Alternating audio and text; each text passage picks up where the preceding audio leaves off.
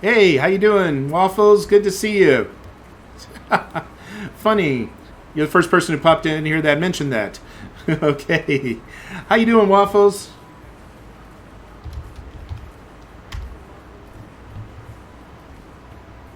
My background music's too loud. I can't hear past it.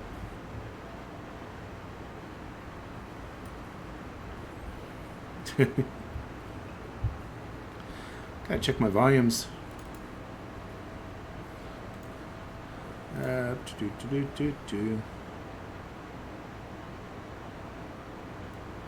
See, that's up all the way.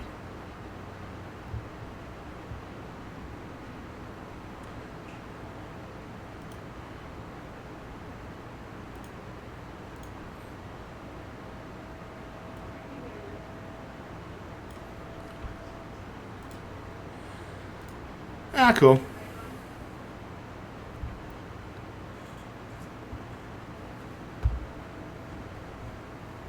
Updates are coming along. I'm working on some things right now. Check this out. I'm able to actually pick how far I want it to be from the avatar. And what I'm going to do is I'm going to make it dynamic so that it automatically cuts inside the wall so that you don't lose track of where your avatar is as you're going. Damn, I think I got two microphones on. Let me see what's going on here. Getting a serious echo.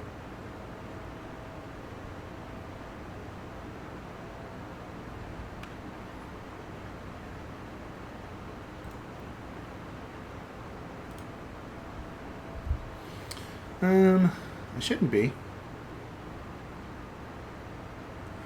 Oh, I gotta double check this one. Nope, that one's off. Did that help? That is it. Okay, I found what it was. I had Discord running, even though the microphone wasn't turned on. I was hearing a Actually, I can still hear myself talking with a delay. Kind of strange, kind of strange. Okay, so I'm okay on your end. That's good. Okay, I'm going to stop listening to myself. That helps. Music was too loud in my ear. Couldn't hear anything anyway. But since I'm playing the music for everybody else, sure, whatever. It's all good.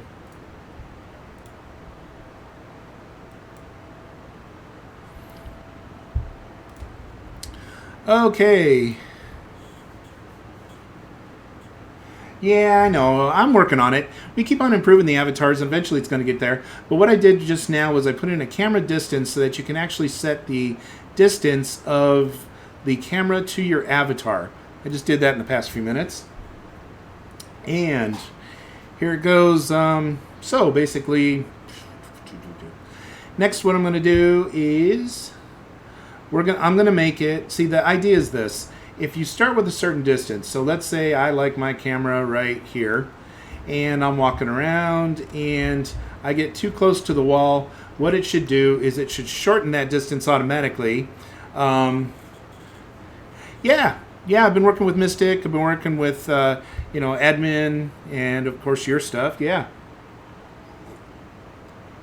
But yeah, so whenever you have a wall that intersects between the camera and your avatar, I want to see if I can detect when that happens and shorten this distance automatically so that you stay on the same side of the wall with your camera as you are with your avatar.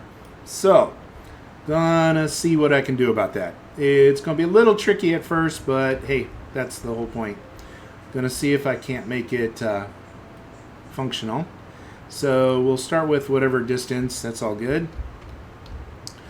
And it'll be one of those things where if I go, hey, this distance from the wall, if I rotate, I see I get the wall. Okay, so I'm going to save this starting position for now, just so that I always start at the same position. And I want to first, I did some stuff like this before, and what it actually works, I'm trying to detect if there's anything between me and the camera. So if I can, first of all, I need to see if I can identify the direction of the camera. So let's start with that. By the way, I use that answer every time I use something from Stack Overflow. I like to give the person credit that's due, so we'll give them that. Get let's see, start with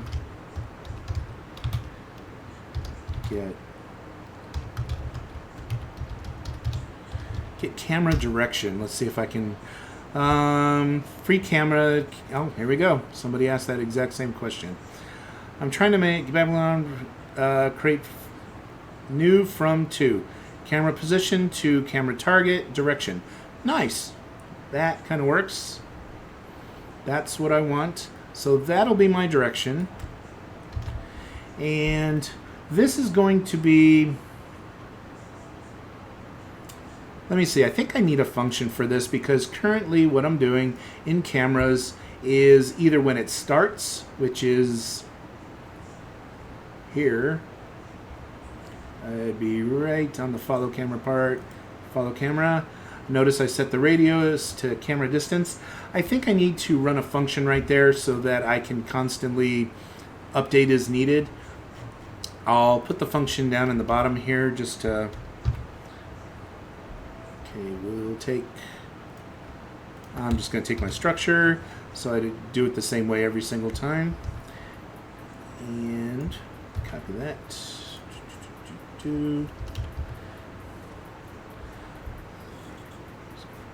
That's the proper link for Discord?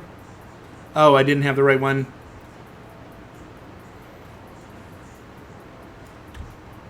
Okay, I'll update that in my notes here and take care of that after I'm done streaming. Thanks, I appreciate it.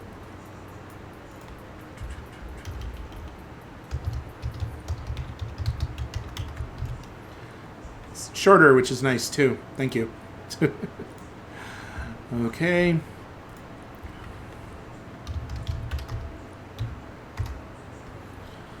Okay, what else we got here? So what I'm going to do is I'm going to say set camera distance.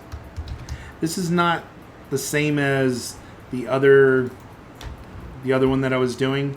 This one is going to be based on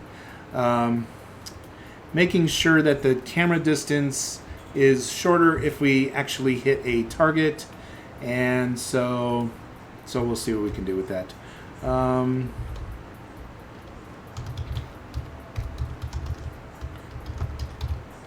Camera direction equals that, and adjust the camera distance. Let me get it.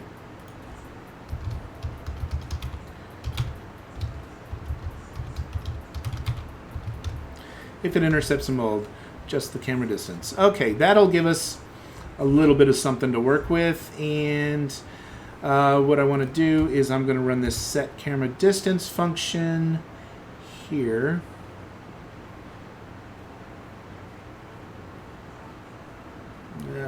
Follow camera radius. This will be where it is. WTW this, and copy that down to up to, there's another spot. Let me take this line out, and I'm going to put that right here, because that's what we're going to do at the moment, is we're going to have it set the camera distance there. But take a copy of that, copy that, and we'll put that back up in this set cameras right here.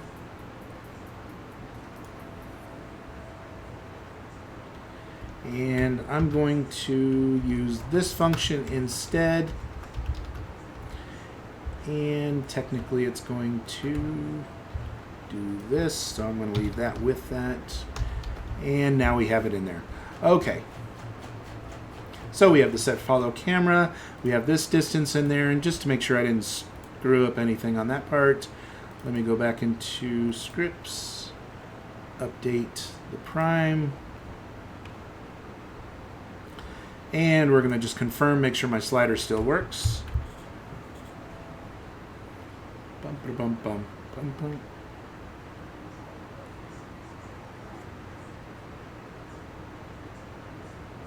The goal is to never lose focus of the avatar with the camera. So if the ceiling's in the way, it'll get shorter. If it's a wall in the way or anything that intercepts it, it'll automatically get shorter to compensate for that particular item.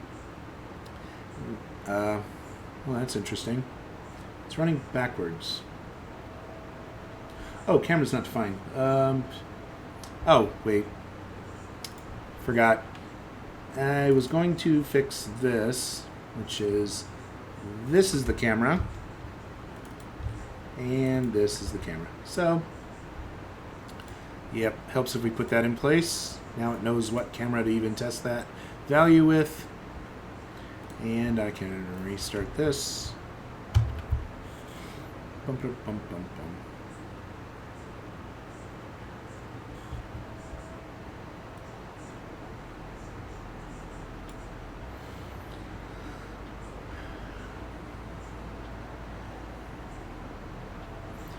Okay, what do we got here?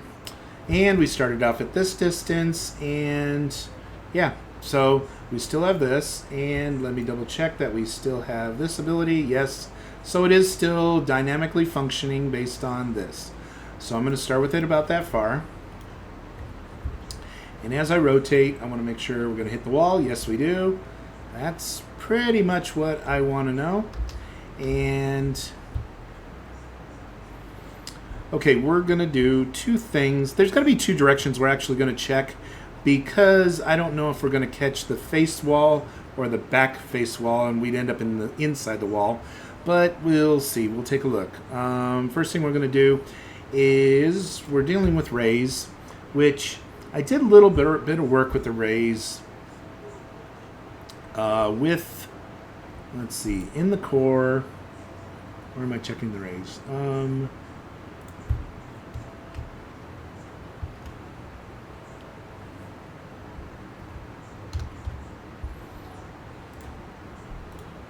Ooh. Ray, gray, buffer. Oh, jeez. I think it's pick array. Let me see. Oh, that's interesting. Here it is. Babylon ray. Set the direction. Okay, so I did some of this in the get move vector. That's what I thought I did. Okay, so what I'm doing here is I am checking. I get the ray is a vector, Babylon ray, direction distance. Okay, so we've got this step. So if I do, let me just copy this over. We're going to first find out if we're actually hitting something and see if we can detect when it happens. That'll be the first step in determining where it's happening. Okay, so first of all, we don't need that. That is ray 2. So here, camera direction is the ray we're going to test. Hits equals this. Distance is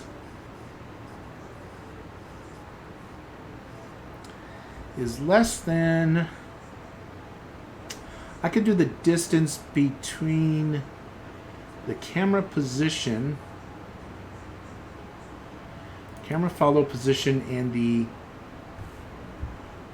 avatar target position. That would tell me how far I need to go. So I don't need to go any farther, because then I'd look through the avatar itself. For now, I'm going to leave it at 100. We'll back that off, because I don't want it going through the avatar and finding something after the avatar. So let me just... okay, distance 2 is that. That's telling me the distance that we're going from it. So what I'm going to do is we are going to compare WTW log, and I want to know distance equals distance 2 plus camera equals camera distance. Because then we'll know what camera distance we have it and what distance it actually hits on that item when we're spinning it. The other part is knowing the hits. It's got a distance, but it also has an ID of the object we're hitting. I know that I was checking that at some point. Move down vector, I had to check hit distance. Its distance.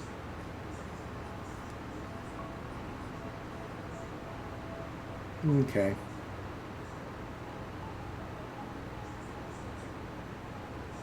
Oh, I did it this way by seeing if the hit has to do with molds or the community ground, because that was gravity. But if I check to see if the hits picked mesh name molds, here we go. This will make sure that I'm actually checking for something besides my own avatar. And if I see the avatar, I don't need to look any farther. Okay, we'll get there. These are a couple things in the steps that we're going to check. For now, I'm just going to put that in there just so I know that's the item. That's the way we look for hits, picked mesh name. It'll be hits 2, whatever hits. I'll rename these all when I get something working here. Okay, I'm just going to check those distances, and I want to see if they actually connect with something when I get to that point. So, update the files. Refresh the page, and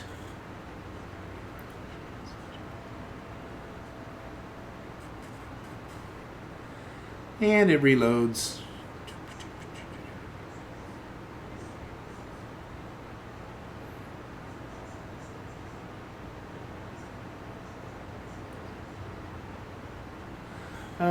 Cannot read property X of undefined. Oh.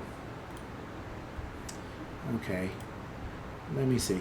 There's two things I'm going to do. One of them is if it gives an error, I want it to automatically set the camera distance anyway, because right now it's ended up looking at him because that's wherever it dumps it last, I guess. But so if something happens there, I want it to automatically do that. Where's X?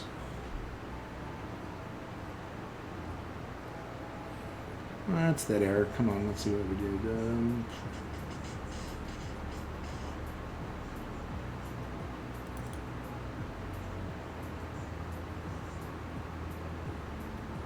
Mold name is not. We don't have a mold name.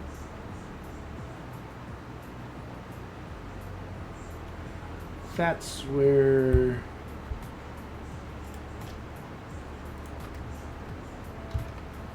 If I change it to this, picked name, index, and molds. Okay, it's greater than -1, then it means I'm hitting a mold and I'm not doing that piece, so that is no longer needed. And then I'm looking to see what's the closest object. So if it's less than the current distance of the one that I already found, so if it finds more than one, it'll always go to the closest one. That's a good sign. Okay.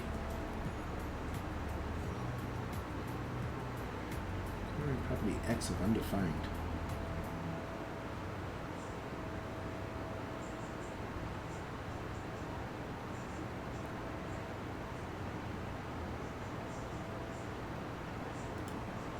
I think it had to do with that term that I was checking there, because there is no X otherwise. So I think I'm okay now. Let's update this and give it a try.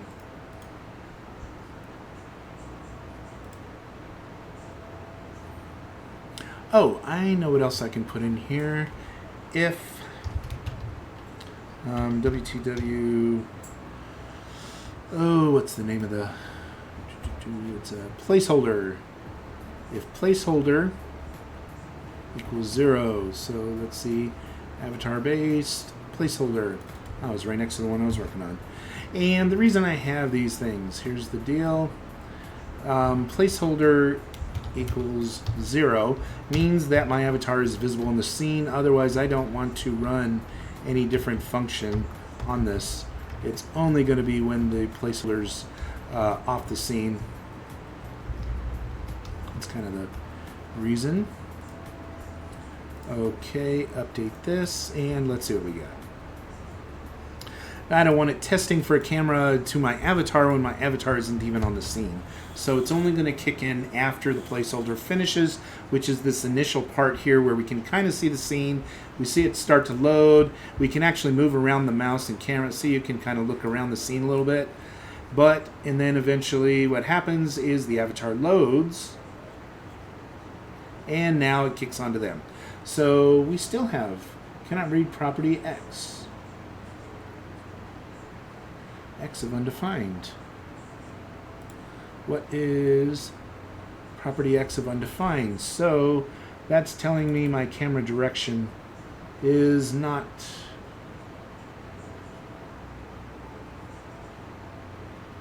target direction.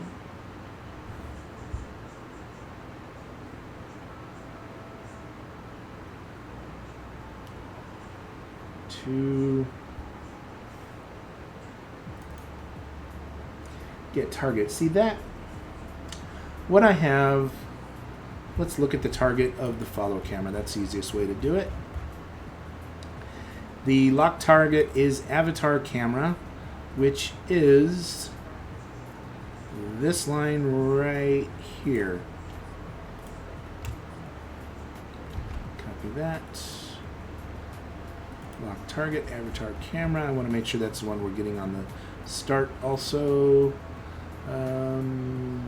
Follow camera, avatar center, which is exactly that. It is the avatar center, not the avatar camera, avatar center. Okay, let's call it by that name, which technically I should have called it in this other place, but we'll get that another time. Let's do this. Okay, that gets my avatar center.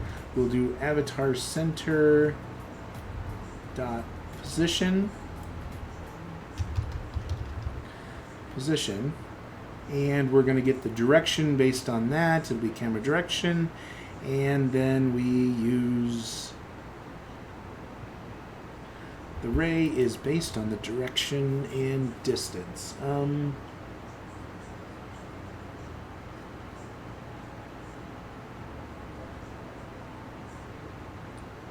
I think, but see, this one is pulling a ray. It created the ray from a position to another position, so that is doing exactly what this line creating the ray was doing. So we're correct on that. I'm only going to do this if avatar center is not equal null. Then let's go down to, let's go to here. I'm giving it a little bit of a break for that last piece. Oops. Okay, so it's only going to do it if it's not null. Then it checks the position, checks the center, grabs these items, puts it in there, and does it. And that only goes to there. It's only going to know this, distance 2. Now, distance 2, I need to put that outside of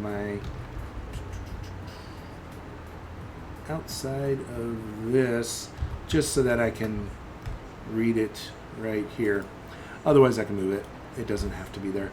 I could also use lead on some of these because it's only going to use within this realm anyway, but let's see what we get.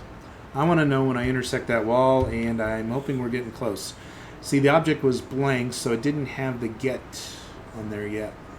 But we always have that position on the avatar the second it's created.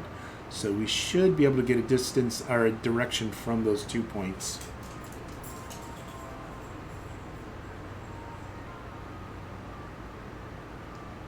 Cannot read property X. I know why. This one's in world positions, that one is not. So if we get the world position of data center this, because our position there could be 0, 1, something, and it's not the same type of positioning focus as this one. So if I do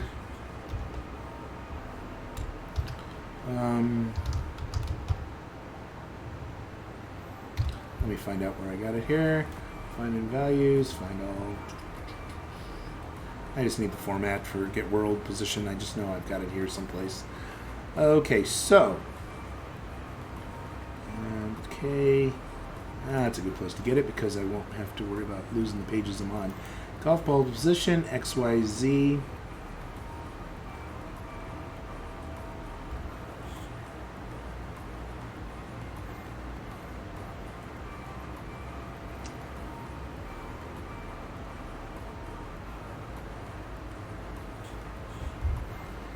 Okay, so if I take 2 lines here, copy this, I can rename it. And this line,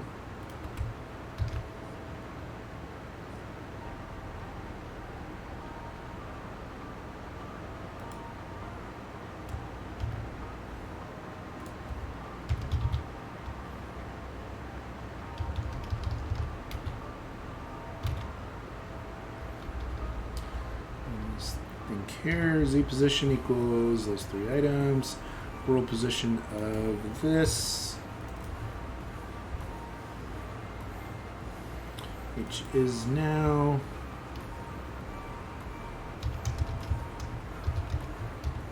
the camera focus is this point,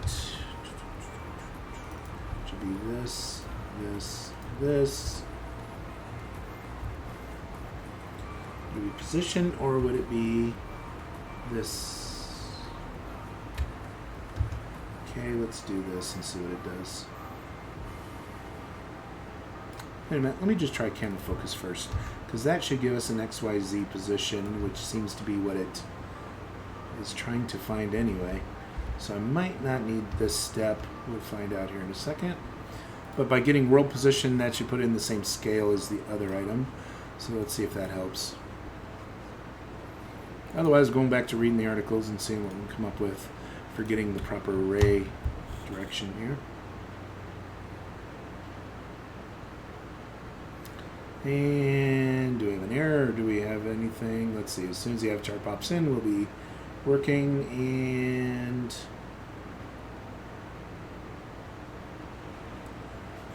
bump, bump, bump, bump, bump. Okay, what am I cursing there?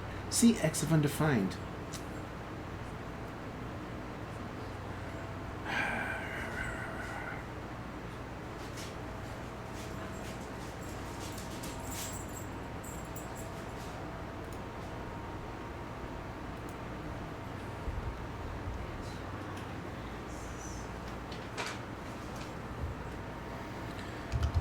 Z position equals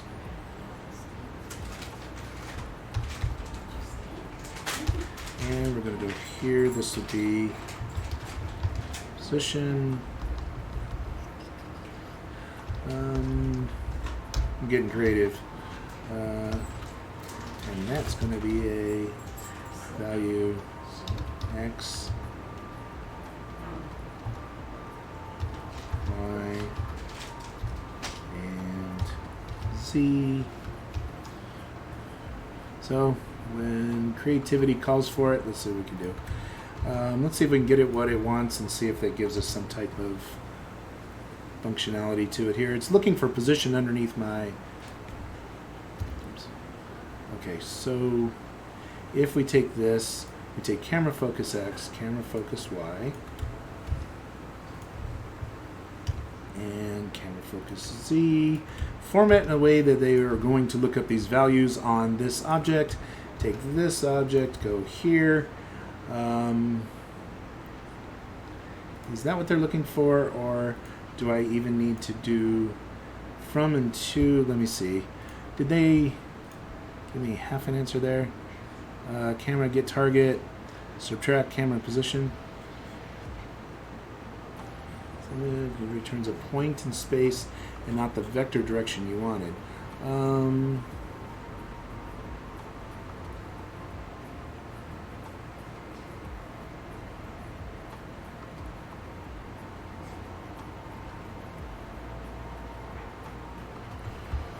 Let's see what he has.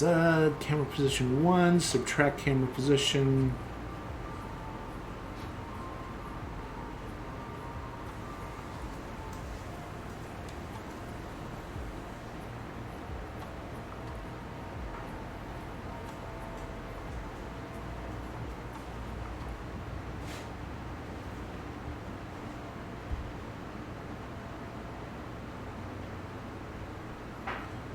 get front position 1 should give me, is it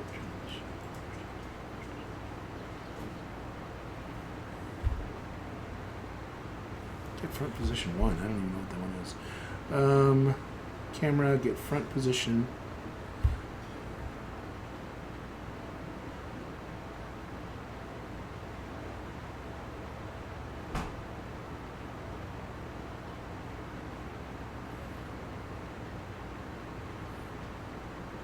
Well, let's try that.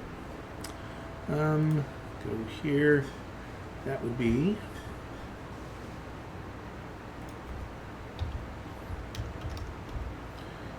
our camera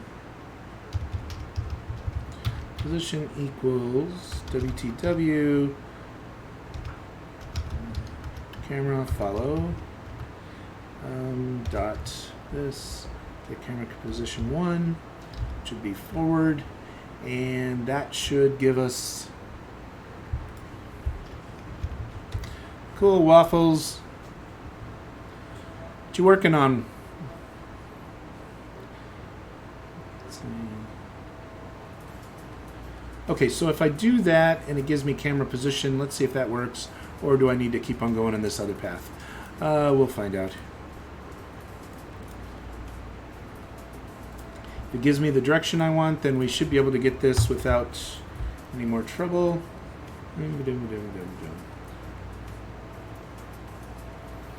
And of course, I think it waits for my cursor to be on the screen. That's what it was kind of waiting for. Why it was taking longer before.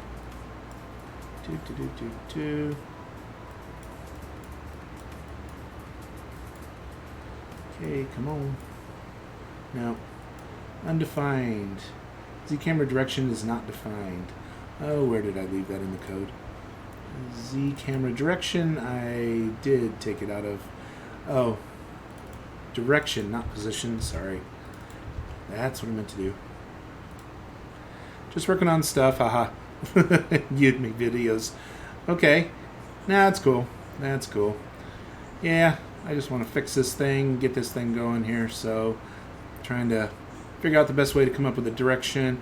If this doesn't work, I think I have another method to do it, so I can get this working. It takes a little while each time I test it, though. Huh. Got to get it loading faster.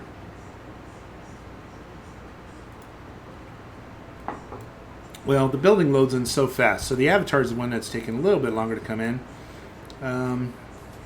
It's loading animations and everything else, so it takes another second. Okay, position X. See, it does not like that method. Okay, we're going with something else. Okay, when I did this before, I used the direction. Golf ball went, that is the golf ball. Okay, world position of the golf ball. Okay, I did that. Aim line. Yeah, well, okay.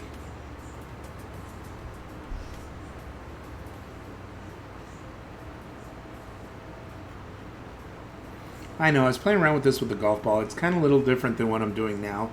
So it's not necessarily all the code I'm looking for to do at the moment. But in here, well, let's see. It's the get world points. That was not the one I was doing before that.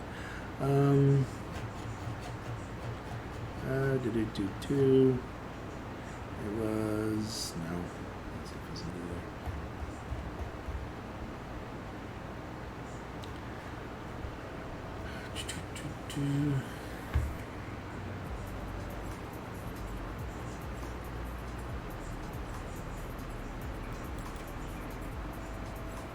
Create lines, my points. Okay, that's fine. That's just showing a line of where I'm looking.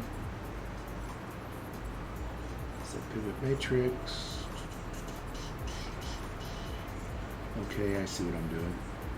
Aim rotation, position. Okay, so the direction is That's only in two-dimensional space. Is that what I'm trying to do? No, it's three-dimensional. This could be a ceiling that we're coming through or something, and if I only go two-dimensional, it's not getting there. Okay, that isn't going to work. Let me figure out what I got to do here. Got what I could from there, but I have an example. Let me look for the word pick ray, because I know I used it someplace here in code.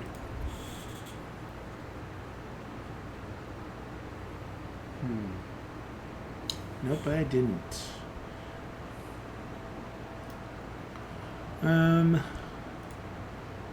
Oh, I know why I'm in the wrong page. Well, first of all, then here, I set...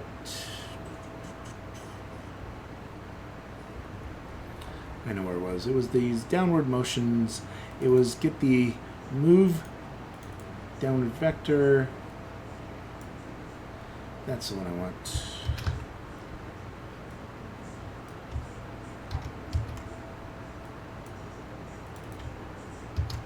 There we go. I don't know why I was doing that. It'll show me on the common page where this one is. There it is. Okay, so on here, we have a position, which I know is my camera position, world grid. Oh, might have been the one that was messed up the whole time. The camera position is following something else. May have needed the world grid position of my camera. Sending you one of the courses I got yesterday. It's going to be really handy for many games. Let me know what you think. Cool, we'll do.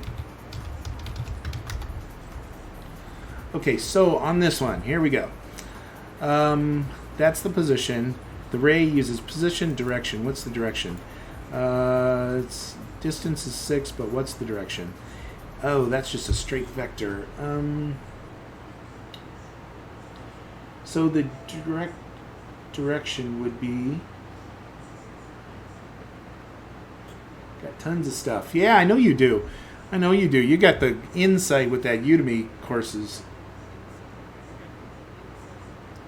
I'm going to give you an area in the map, and you can start building your own buildings and create your own place. It'll be Waffles' block of the whole area, of the whole city.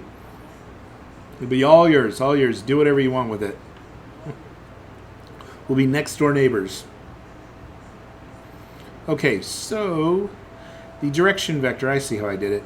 Basically, the vector is going to be the change in direction from the current point to the next point. So if I do position vector and then distance is how I get the ray, then I do the hits equals multi-pick with ray, and then I cycle through them.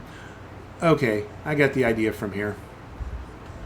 Let me just copy at least one line of that so I know what I'm getting into. And get back to my cameras thing. Gotta remember to do that world focus on that. I don't need those. That didn't work for me. Okay, so starting here. First of all, first position is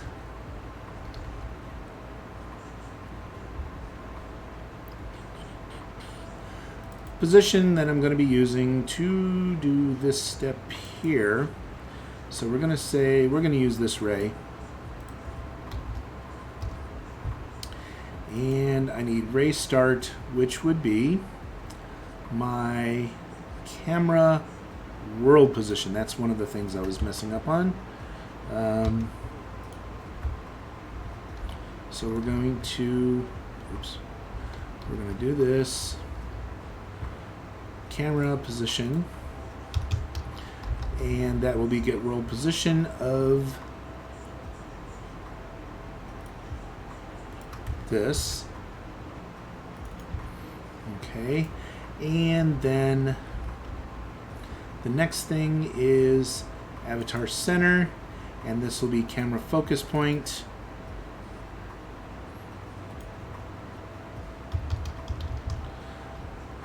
Let me just say, let's call this avatar position. even though it's not the true avatar position from their ground point, it is the avatar, let's call it center, because that's technically what it is. It's the center mass that this thing's currently aiming at. So if that gets that, this gets that, and now the direction vector that I need, the direction would be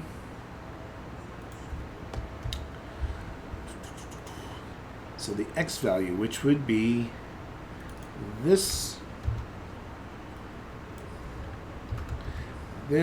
dot x minus this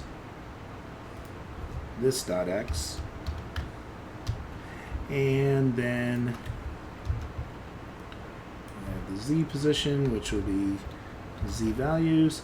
We're looking at the difference in them. That should make it come up to be the right direction, because we take the second position minus the first. It should show the angle in three-dimensional space of where we're going. Okay, now that we have a direction vector for each one of those, next is the ray start would be the camera position, because I'm going from camera to the avatar is the direction I'm looking. And then I want the direction, which is this one, and then the distance, which we're just going to call this.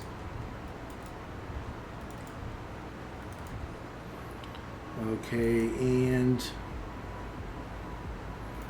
that should, okay, then we have multi-pick with ray, which is using, I'm going to call this z-ray, and put that there. And then we have hits, which we'll call it z-hits, and I'm going to rename this in all these places. So we have hits there, there, and there. And now we have our own custom function using those. Same method as the other direction that worked for us in the past. And now we can see if we get a distance of when it hits a mold. That's what this distance is going to prove, when it hits a mold. Now if it hits the avatar, that's what we want to know also, of course, when it hits any part of the avatar. So let's see if we get past that error we were getting before. Give it a refresh, and we're off and running. How's everyone doing today?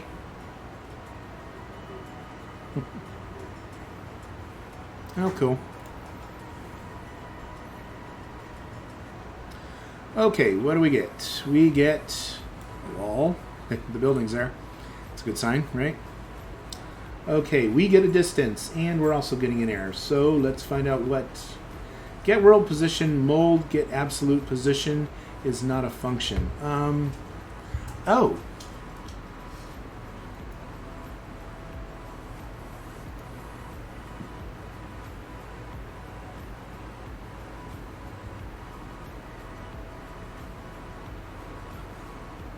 That's what I meant to do, is get absolute position of the camera. Get world position was my function I wrote. Yeah. So if I use, I can find it real quick here. I want to go right to the core. I don't want it to, let's see. Compute world matrix, true on that item, but it's not it's a camera. I don't know if we can do compute world matrix on the camera. Beating the heat. Yeah. I feel you.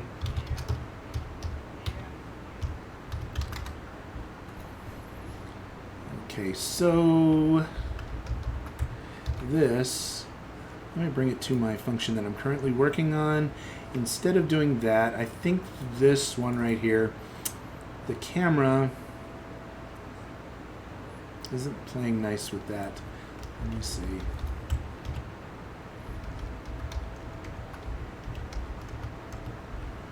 Okay, so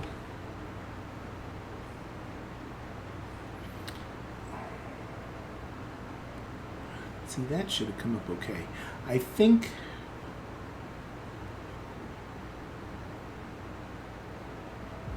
well, I'm going to do a var test equals 0, and I'm going to check some values, but I don't need it to keep on checking the whole way. I'm going to mark out those. I want to see for a fact. I think that's going to error out on get camera position, but I want to know if that's where it is. Make sure I'm going after the right thing.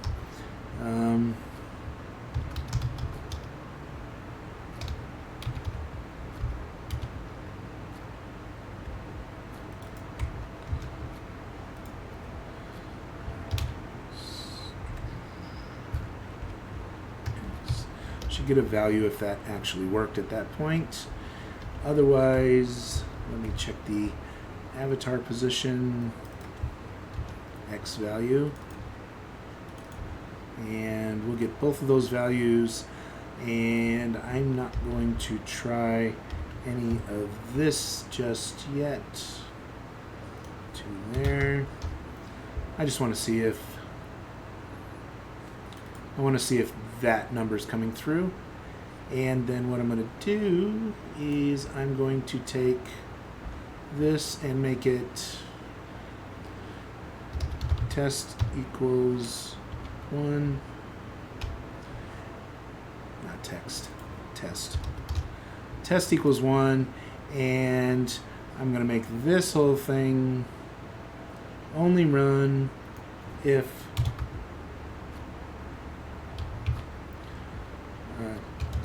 test equals 0. That's not text. Test. It's funny, I typed it both wrong the same way twice. Okay, given a global variable, let me run that once.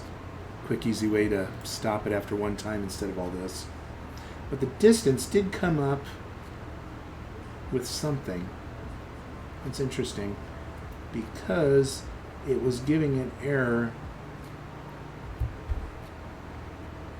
The absolute position is not a function. I have a feeling that's for the camera. And if that's the case, then we're not going to be able to get values that way. But does the camera have an absolute position? We could check the actual position of the camera and see if it's relatively where the, relatively near the avatar. I don't know. When it's chasing, does it still have a world grid based camera position? That would be the real part. Okay, cannot do world position, and it errors on that. Camera, it ends up being 0, which we know is not the truth. So next best thing would be if we take this and change that, and that to that position, remark that out, and let's find out where we're actually getting this.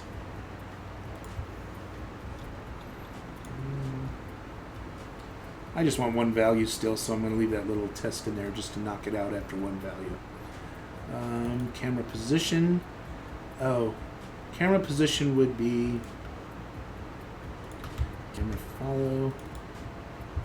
camera follow dot position, which we do have. So let's give that a try.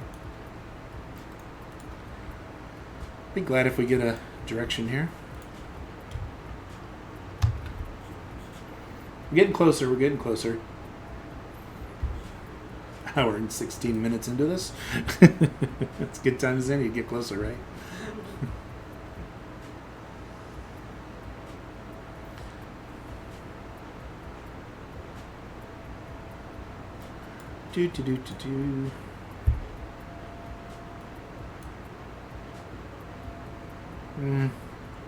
Okay. Avatar center position is that. The distance is 100, which means it never Oh, it never felt anything in between it, which is fine. Okay, well then, let me tell it. Let's do it this way. If distance is greater than camera distance.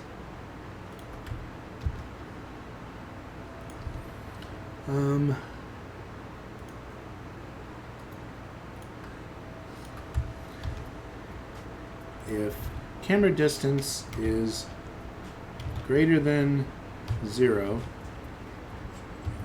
or actually it's less than 0, and that,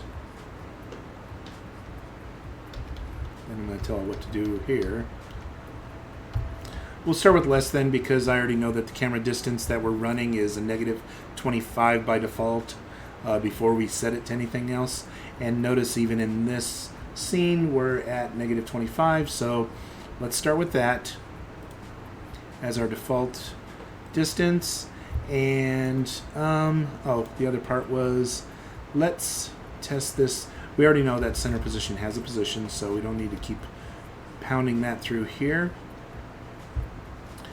If this doesn't work out right when we think it should, then the next thing to do would be draw a line so we can actually see the line in the scene. Okay, so now I'm going to take out this test single time just so that it keeps doing it, and take that out of there. Okay, now we're going to run this over and over again. If the camera distance is less than 0 and this distance is greater than this, which means it's between 0 and basically it's between 0 and the camera distance. I could say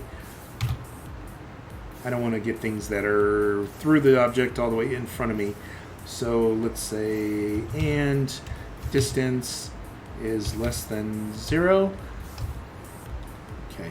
Now we're getting it in the right frame of mind, in the right area, and then it's only going to tell me that distance if it actually finds one. So let's give that a test and see what's going on here. See, the thing is, the other part is we can assign this function to only happen when you rotate. So we don't actually have to check this function on every frame. We can check it on the frames where you're doing a rotation. That way, if you're walking forward, it doesn't have to run. Because the only time that this is, well, if you walk backwards, it could run too.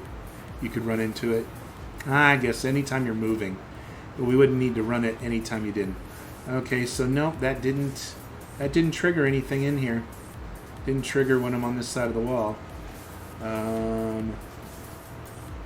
Didn't trigger in front of me. I don't even know if it's... Okay, so if I can spin all the way around next to a wall and it doesn't find anything, then I think my direction's off. So the next thing we can do is...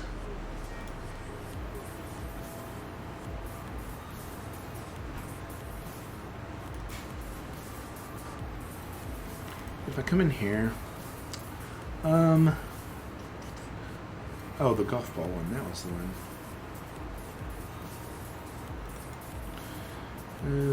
Let's go golf ball position. In here, I drew a line. Create line, mold points. Okay, that's easy enough to do.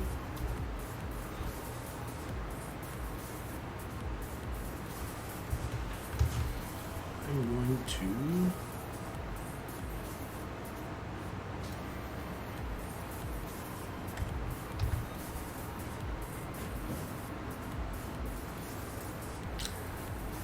I want to see what this line is. I'm going to see if it's doing anything like what I think it should. So to do that, right in between here, I'm going to say my points are, well, see, that's where it gets in trouble.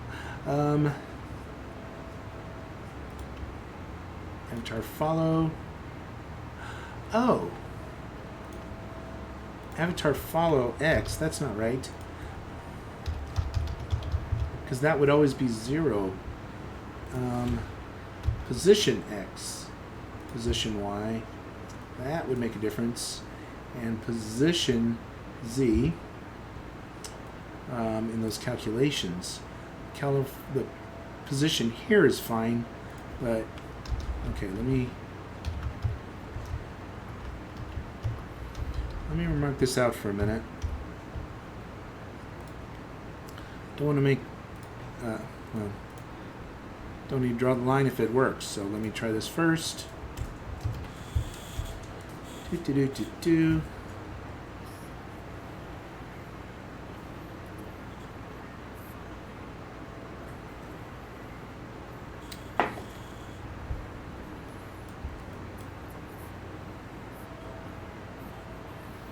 see what we get.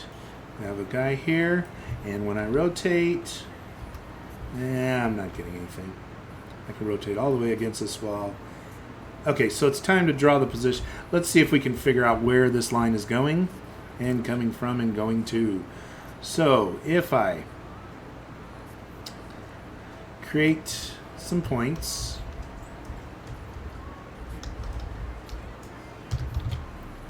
and let's start with the point starting at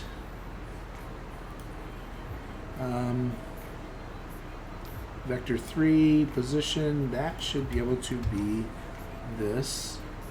First position will be that, and the second position should be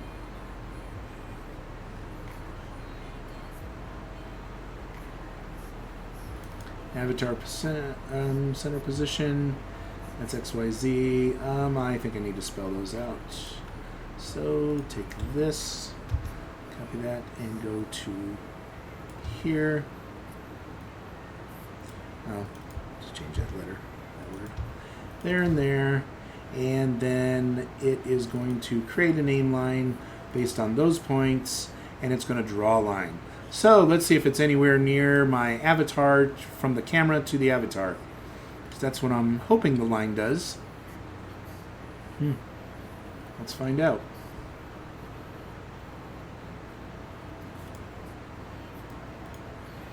That's where I would hope it's going to be. So I should see it from my camera view right to the avatar's center mass, pretty much, close to the center. Don't say anything yet, of course. And it's not going to redraw it, so it's going to actually leave a mess on the screen as I go. Okay, so this goes from here to here, and that is the current one. It's going from here to here.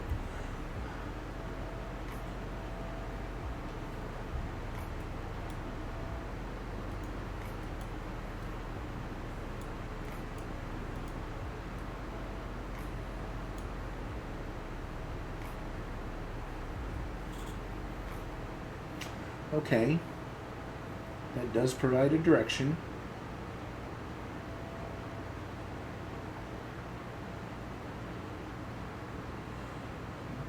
But does it in fact do enough? I know, I'm getting closer to here. Let's see. My lines are going through that wall. Should have detected going through the wall.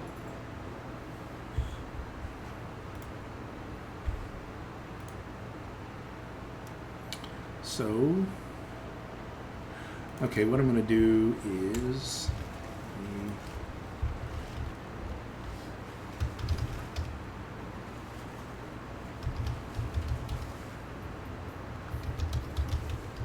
it's my little function for getting rid of things. Inline. Before I draw a new one, I'm always going to just get rid of the old one, just so that. And by the way, anytime I do troubleshooting things that aren't going to be into the solution, I like to put them on the column. Then if I'm scrolling down the page fast, I can see anything I marked out over here, and it's quick and easy to know that line has to be just gotten rid of by the time I start doing something. So this, oh, maybe that's my problem.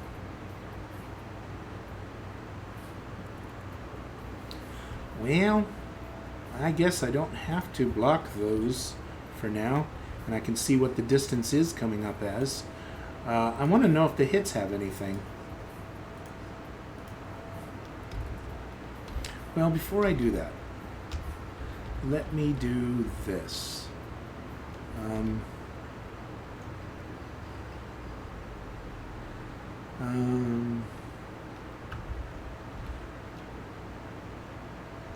I don't even care about the distance of this thing yet. I want to know if the pick name of that ray is hitting that wall. So let's start there. WTW log. I'm just going to say the word wall in the log if we actually hit one. So upload that. Just troubleshooting this along the way. See what happens.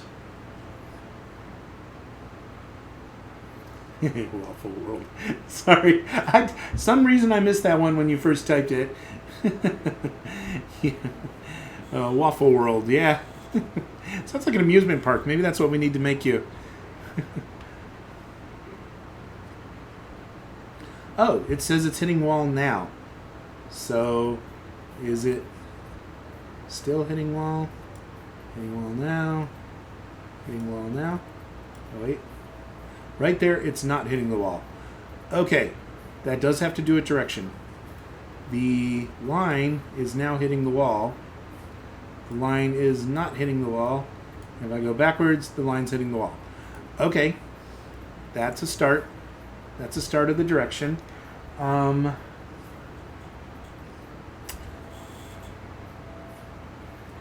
do I know if it's in front or behind him?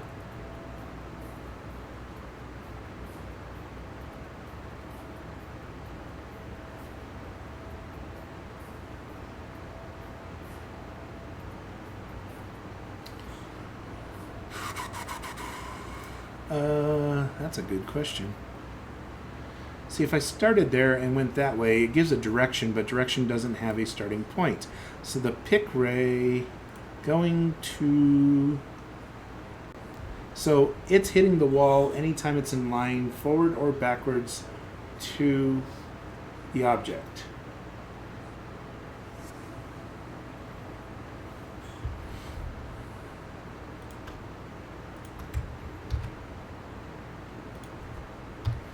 Let's first check the distance.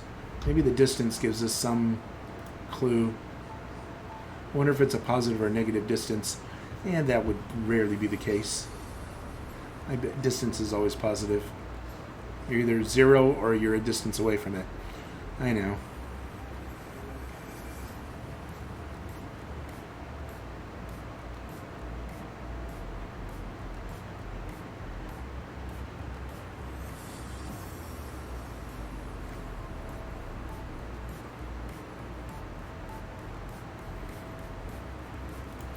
I don't think it's going to make any difference. It's going to tell me the distance, but it's going to... Yeah. I think we're going to...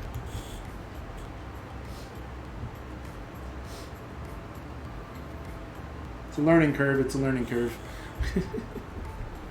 You get someplace, right?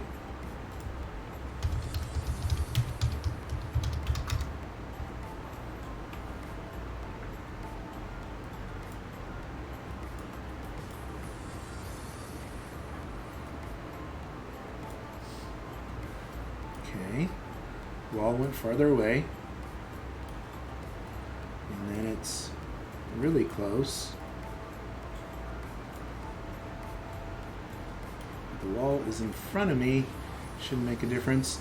See, distance direction really matters, because it's going right through my avatar, and it's looking in front of it, but, wait a minute, that's one question. If I start here, and then I go there, I'm no longer in it. It's only when it's in between. It is doing what it's supposed to. The problem is, oh, I'm looking beyond the distance of my avatar.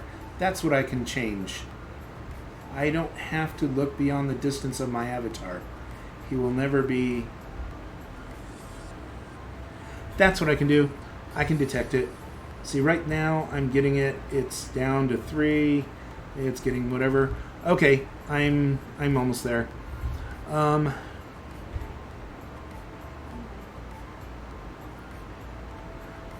so in here, the other thing I need to track is we have distance, z distance, and we have z avatar distance equals, I'm going to say 100 as a default, because then they're both at 100 and it doesn't even matter. But the second it looks for things, it's going to find our avatar. See if that one hits my molds. Else, if we want to know if it hits not molds, but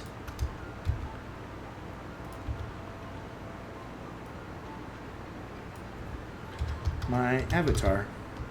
So if it hits my avatar, then when I do this distance thing, I'll be checking the distance of,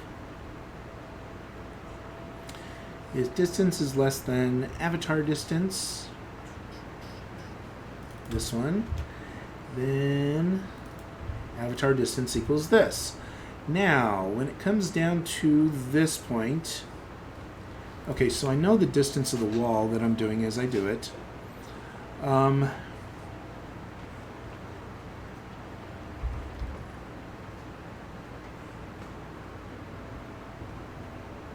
So that gets me the closest object, which is still good. This gets me my distance to my avatar. So finally, if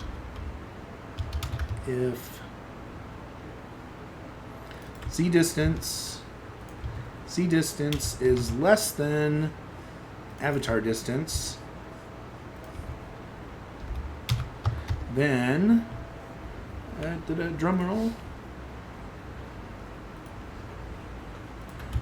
camera radius equals z distance. What's that? You laughing at me? Oh.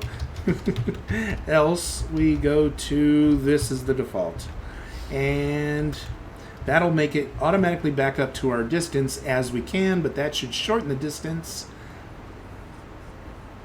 if it ends up anything less than when we see our avatar.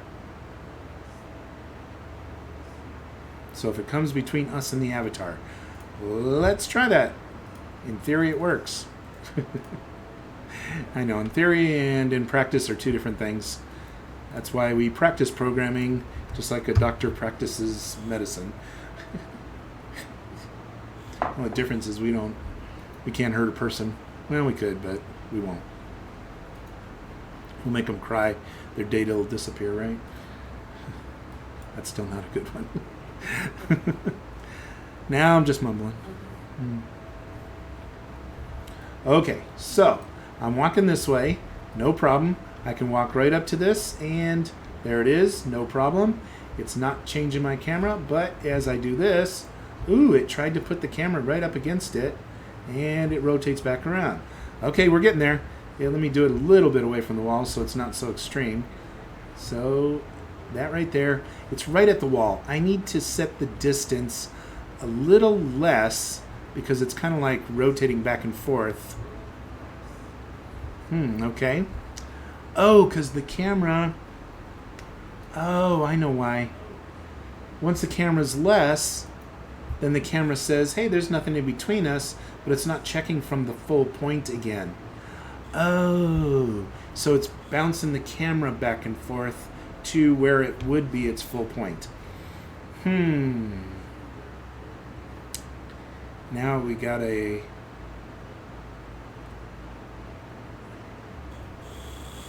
That can be an issue because it's going to bounce the camera in between every test.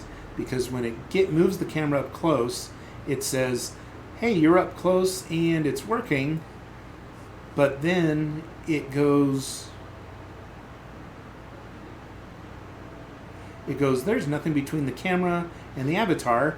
So then it shoots back to the full distance.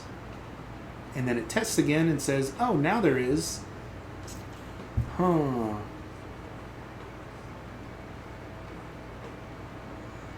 I need to start at the avatar, do the reverse direction, and be able to set the camera to whatever. I gotta reverse it. I see what it did. Okay, it's bouncing the camera back and forth. Little learning issue there.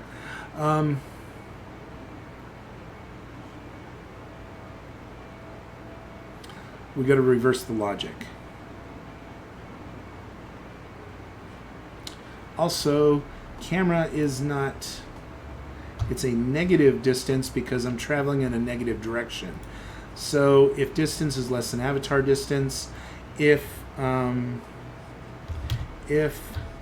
default camera distance, if camera distance is less than 0, then keep the distance negative, else go positive.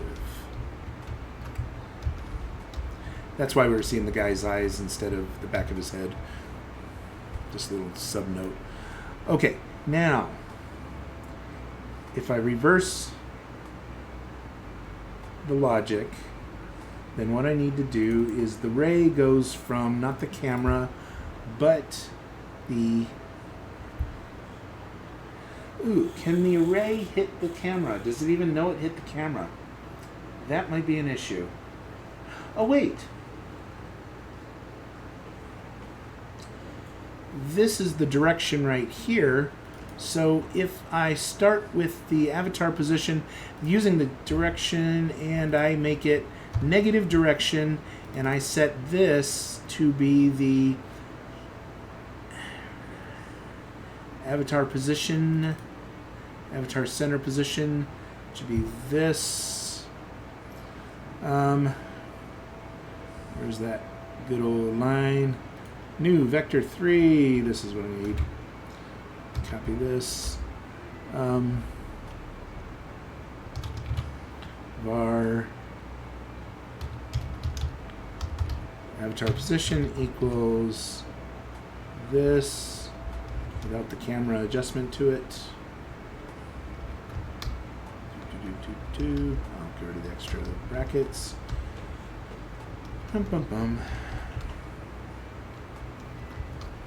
It's interesting going through this whole exercise here, coming up with these directions and learning curve here of what we got to do. It's kind of interesting.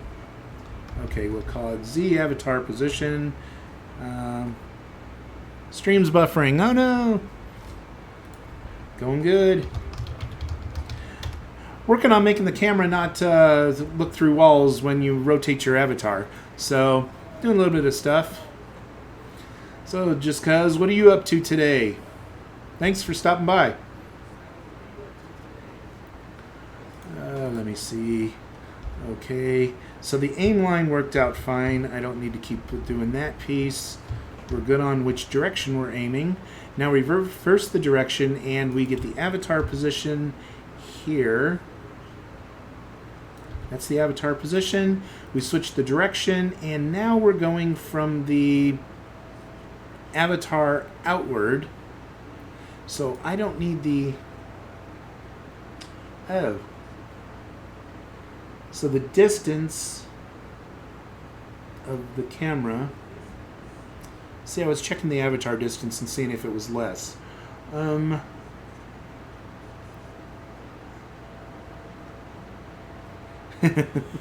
Just working here too, currently compiling. Oh, okay, yeah, that's always worth a break, right? That's one thing I don't miss at all when I get to work in PHP or similar. Yeah, I know. Real-time execution, of course, just in time, I should say. Execution of code, definitely. It is nicer on some things, but of course, once you get everything perfect and then you compile it, it runs so much faster. But of course, yeah, give or take on both sides. Me, I tend to change the code so much that I'd spend most of my life waiting for the compilers. But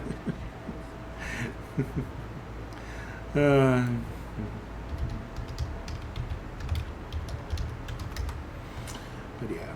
Okay, so in here's my brain going through this one. Before I was checking the avatar distance and I was taking it here, but what I need to do for the avatar distance now would be to calculate it from the camera position to the So this is the avatar position right here.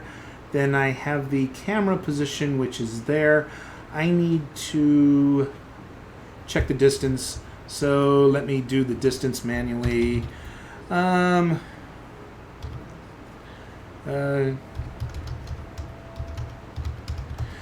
distance equals, anybody with their math here? So it'd be the math square root of camera x minus the y plus, yeah, I got the whole thing.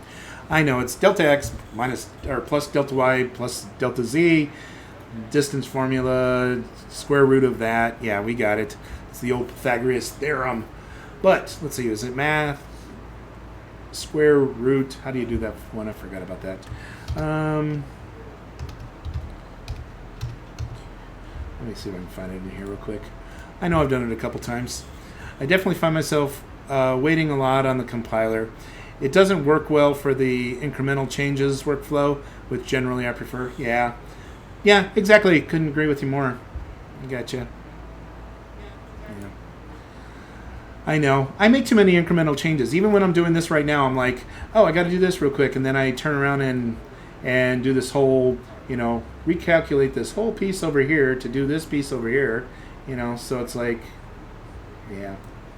So if I copy that to here, I got the basic formula of the square root piece, and then I just have to see, I have to take each power squared in each one of these, and I have to get the square root of delta x squared plus delta y squared plus delta z squared. So the first thing I'm going to do is take the avatar position. I guess it doesn't matter which one's first or second. Camera position minus that, it's going to come up with the same number in the end. That's why it's square root and squared. Okay, so we're going to take this being the, let's make this one the avatar position, and the other one being the camera position, which would be this of this second term here, this and this. So now we have the camera position. We know the camera distance is this. So now in our calculation, if this distance, which is calculated by that, don't need that anymore because we already know where our own avatar is, and is less than the camera distance, then we make this change. Otherwise, we leave it on its full radius.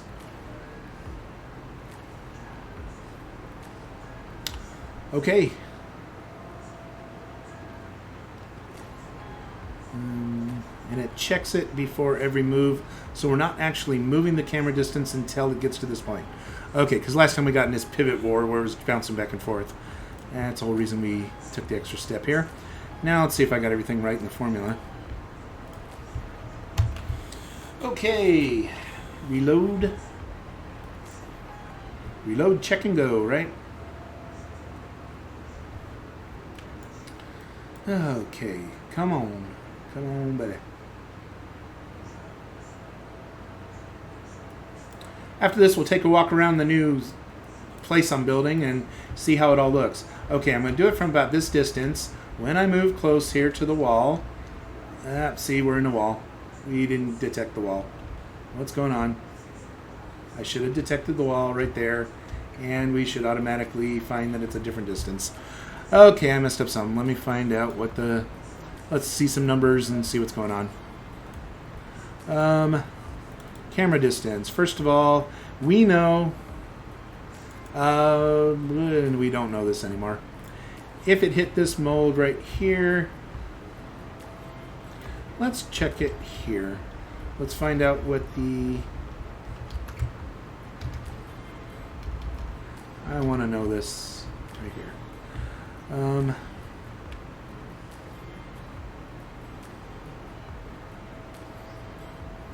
This would be Z distance, and then I want to know what the camera distance is with this one.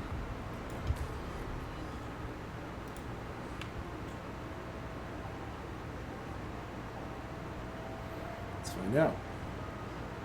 See if we're getting two numbers or if I get some type of null or nan or something on my number. I have a feeling there's something that isn't a true number or doing something weird. We'll find out right now.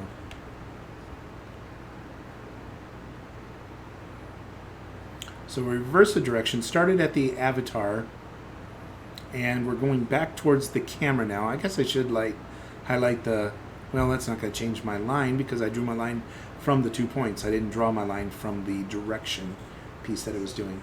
Okay, distance, it's 100, camera, 26, 25, 24. How's the camera? Oh, it does have a little bit of a thing. Let's see. Distance never changed from 100. Oh, is distance? Well, distance always is positive.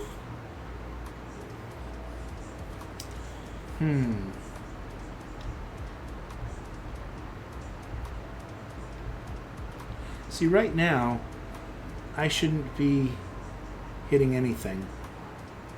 Oh, I didn't do that this time, did I? If, well, avatar center is full. If the distance,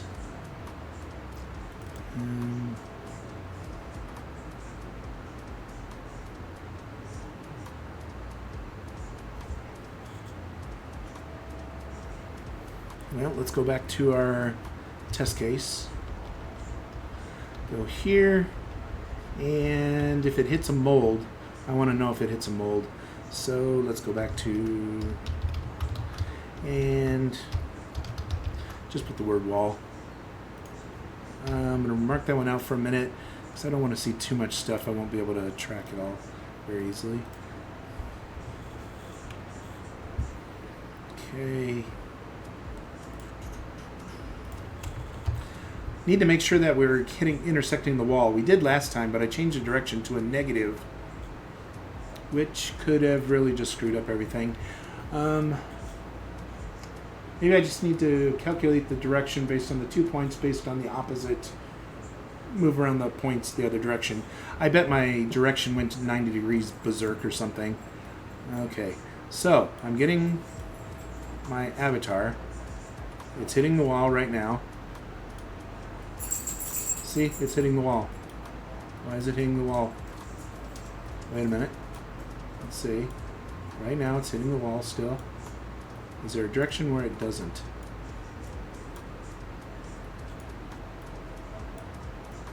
See, it's hitting the wall in all directions though. Now it's not. Oh, that's interesting. Oh, it's aiming at the ground enough that it's not. It's going downward, so once I get closer, it's hitting the wall. But why is it hitting the wall in this direction when I'm nowhere near the wall? That's the good question. There's my problem. Okay, first of all, the direction has to be off. I can't just switch negative direction. That doesn't fix my problem.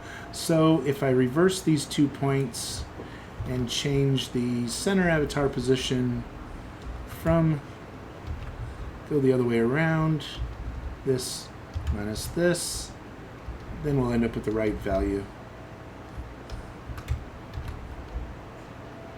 Because then we're going from the avatar to the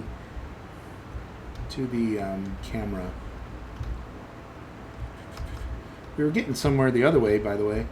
We did detect it. We just couldn't keep it under control. It would bounce back and forth because we're not looking from the avatar's side.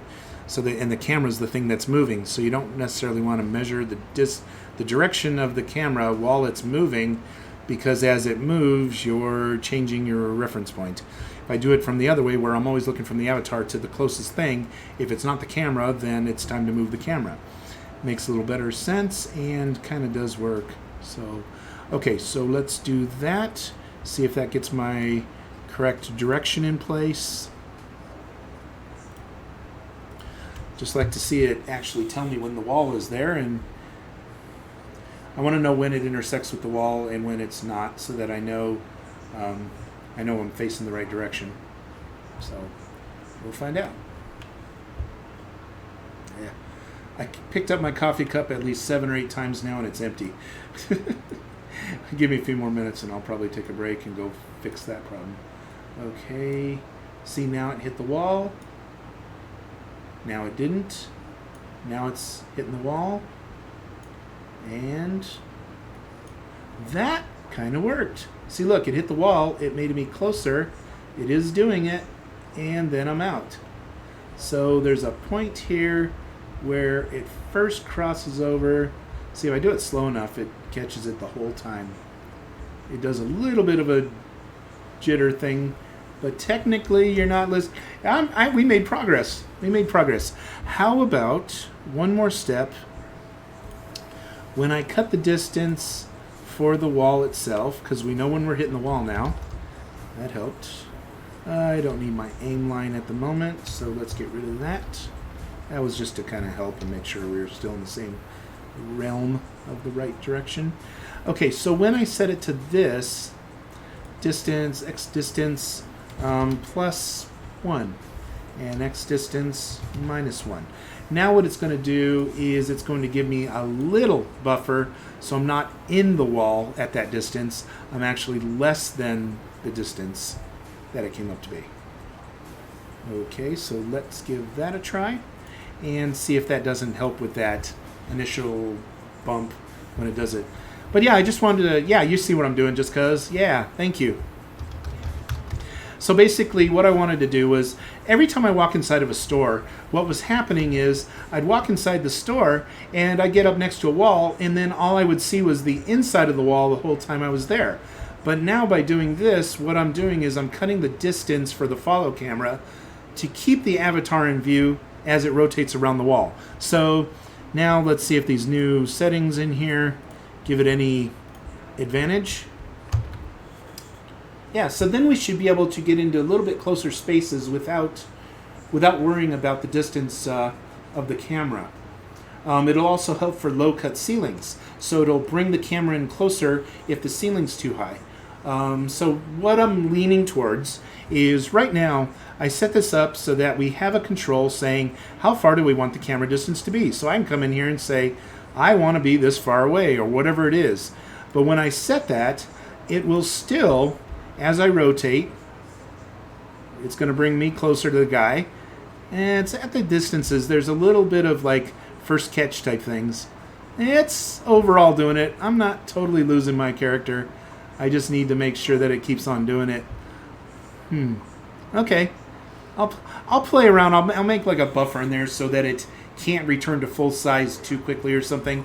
Then you'll get rid of the jitter move. But the great part is right now I still see my avatar as I rotate around, and then I come back out no matter what distance I set it at. So the next piece I would do, see right now I can make it even where it's a selfie camera, which even the selfie camera is trying to stay within my distance. See, that one's bouncing back and forth. See, that one, the selfie camera is bouncing back and forth. So that one still has a few issues if you're up against a wall. It works best when you're in this other view. So like if I go this direction, see now it, oh, that's funny. Now it's blinking like crazy. Is it a positive or negative? See, it's got its moments. We're getting closer. I don't like the way that's doing that. Why is it doing that now? Huh.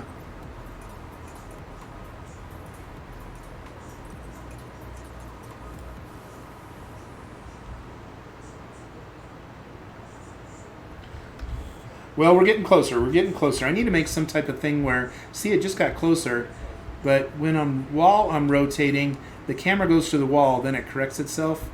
So, little bit of something there. The blinking is because it's actually bouncing back and forth. I think the camera's, well, see, the thing is, if the camera was in the wall, the textures on the outside surface are only one-sided, so I'd actually see right through it. So inside the wall shouldn't be an issue, but even then I'm detecting from the avatar going backwards, so I should be detecting that correctly. Let me refresh. I'm wondering if while I'm there, if it's bouncing again back and forth to the full radius because it doesn't detect the wall one time when it should have, and then it all of a sudden bounces back to that. So maybe if I kind of build in a dampener so that once it changes it less, it takes more than one cycle to reverse it. Maybe I could have some type of buffer thing saying, hey, don't change it too fast if it only adjusts if it's less, and then it'll bounce back to place. Wait a minute, did I do this the wrong way? The distance is negative. Positive should get it even less.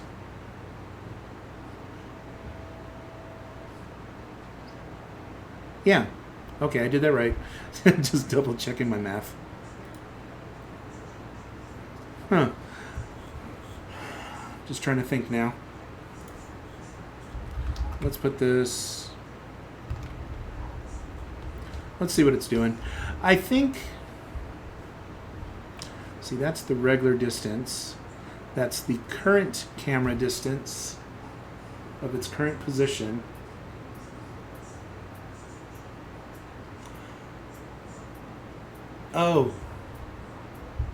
Oh, that's what's wrong. I'm measuring the distance as it moves. Oh, if I move even the slightest in the direction that it's already adjusted from, it's detecting it different because it's bigger than what the camera's already at. So that's not the correct thing. It should be this variable here. If the distance is less than the full distance it's supposed to do, then we do this adjustment.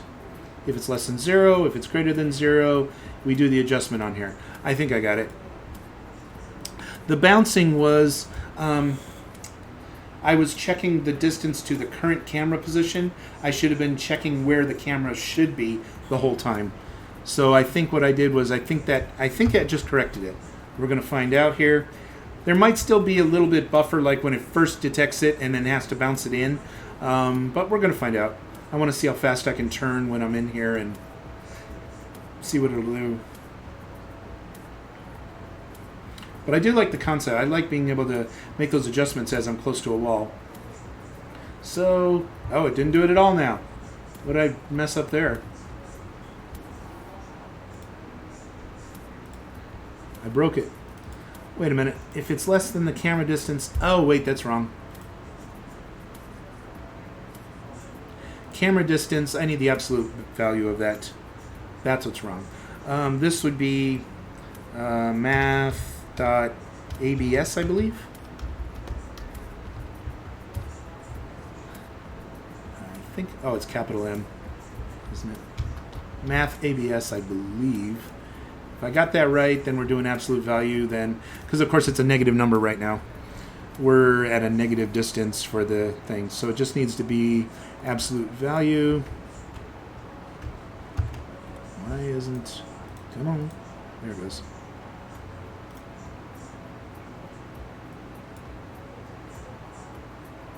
We're so close.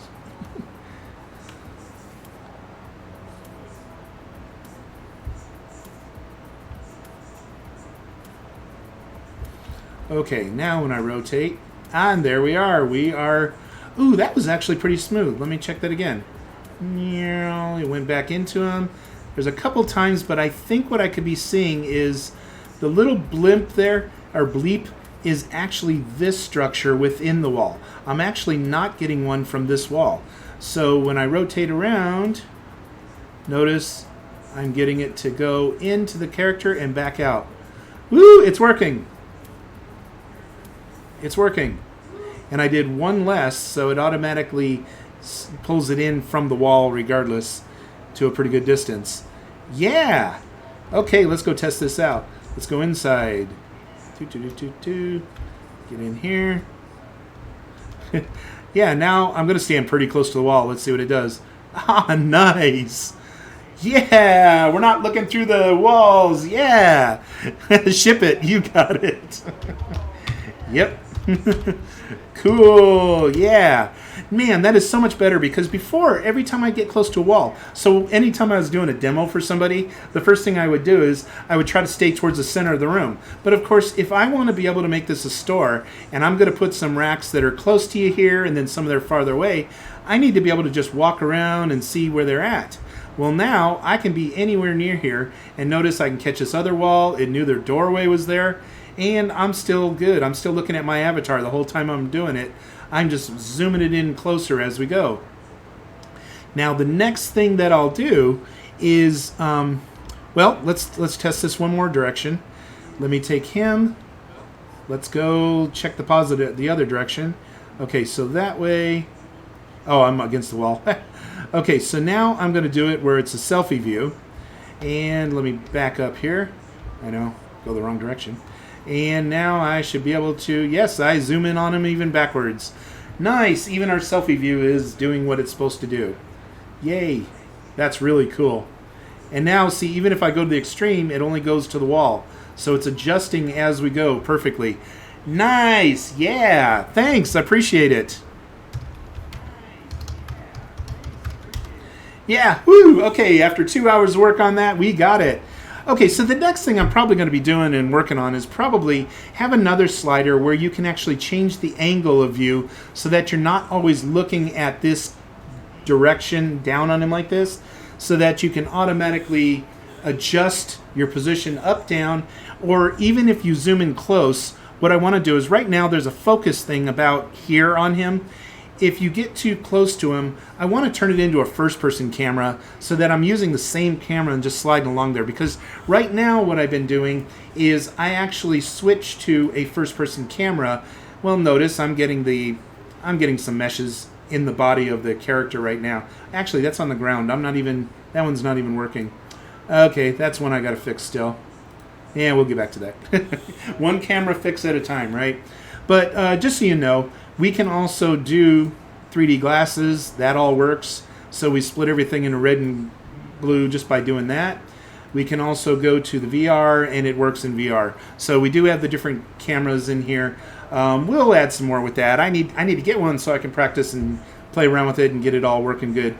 But there's one with a gamepad. Babylon also included some stuff where you can tell it a specific camera, and it adjusts it all perfect for that particular camera. So if you have an Oculus, a Vive, I don't know, there was a list of like 8 of them.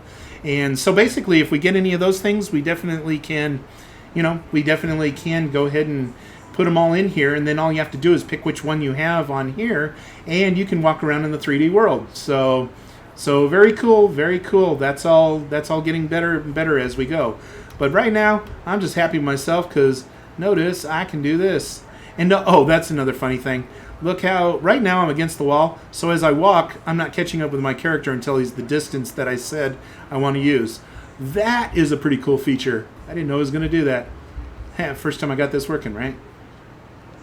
Okay, nice, because I can even get up against the wall and notice as I rotate, it's bringing it in with the wall.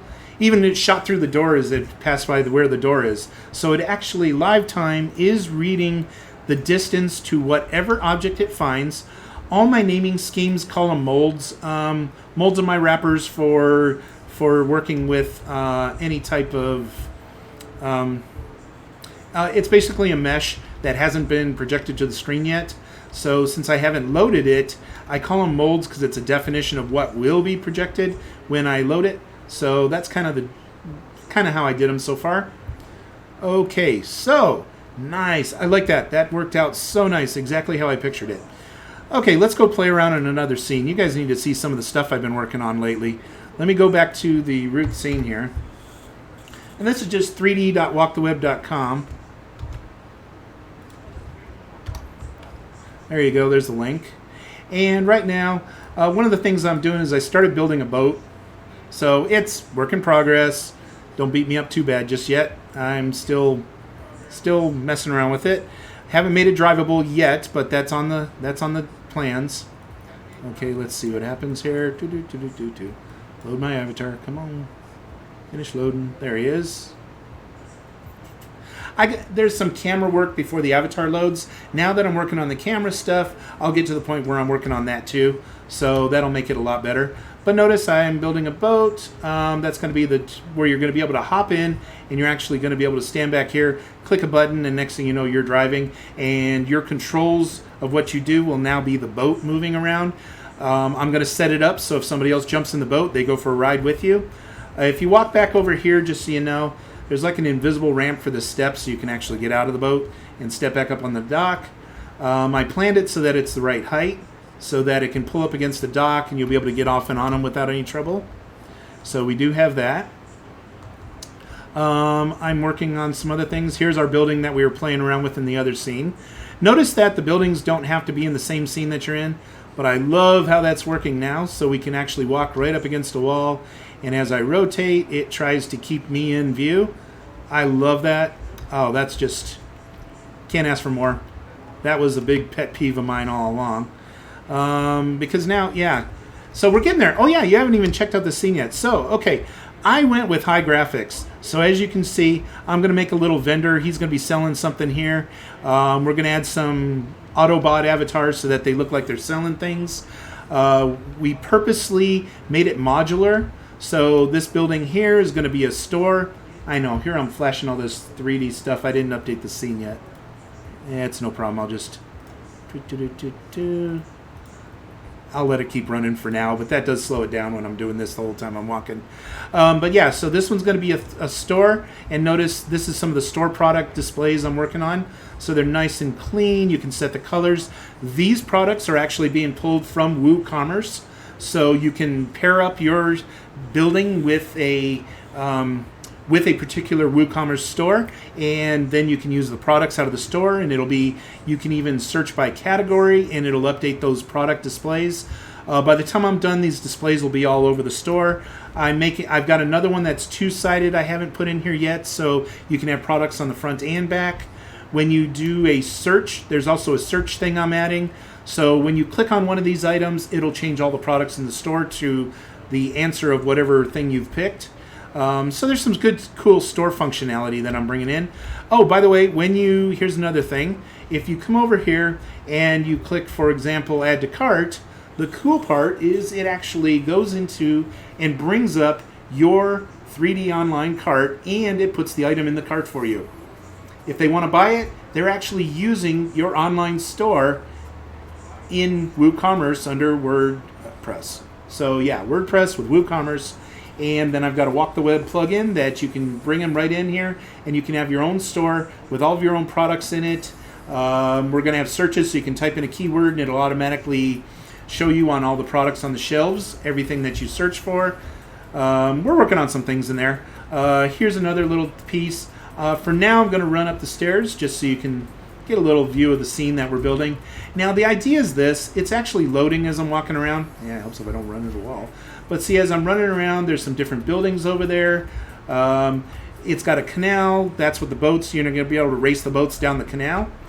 And then also, as I'm coming over here, I want to make you note also, I'm running this scene. It's running probably a little over 30 frames per second, and I'm streaming at the same time.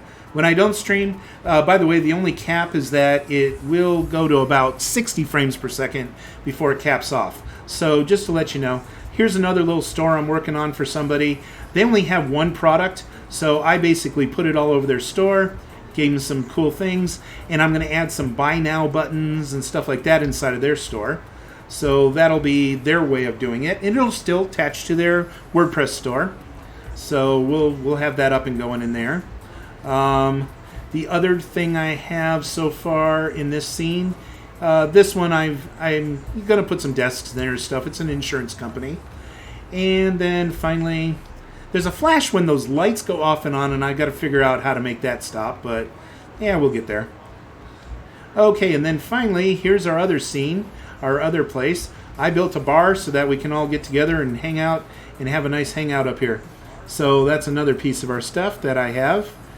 That's cool because it doesn't block any. The tables down below don't block our view from our camera, so it didn't zoom in. Excuse me, didn't zoom in while we were doing that.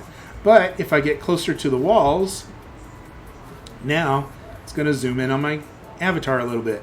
Nice! The new feature works awesome. I love it. I love it. I hated losing my avatar and not being able to see what he was doing. So that really is a big thing here.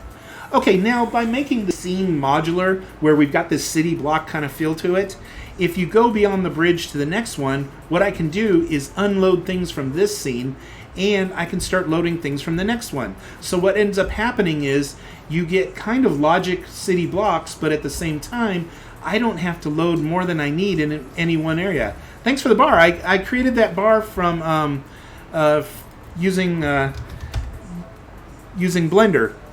So here, let me bring it up.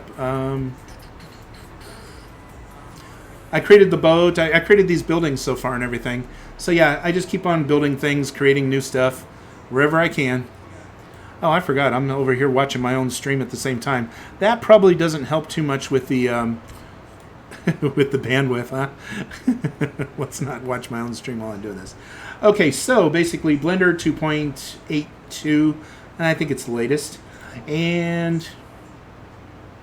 do I have the bar still in here? No, I don't. Okay, open the bar. And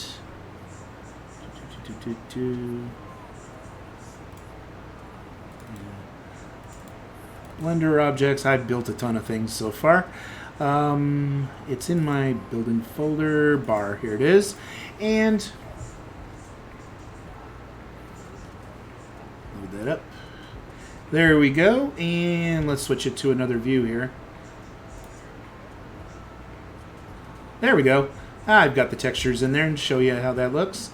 Okay, so basically I made it where you can walk around the bar and come in this side.